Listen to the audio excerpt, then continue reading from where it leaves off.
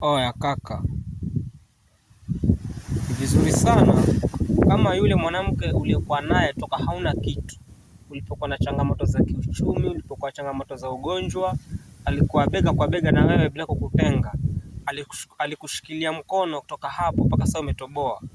Basi mwanamke huyo anastahili vyote ulivyonavyo kufikia sasa. Yes, anastahili vyote ambavyo unavimiliki kufikia sasa, anastahili vyote, kwa sababu huyo ni mwanamke ambaye mmepitia changamoto nyote, panda shuka zote, mmekuwa pamoja. Inastahili kabisa kile ulicho nacho, basi naye pia kinamfaa kabisa. Lakini sio hawa kwa sahi. Hawa sahi wanakufuata kwa sababu uko na hela, kwa sababu kuna kila kitu. Hawajui kwa nyuma ya pazia kuna mtu ambaye alivumilia changamoto zote zako wewe mpaka kufikia hapo. Oya mwanangu, hawa ambao wanajileta kwa sababu uko nazo, dawa yao ni moja tu.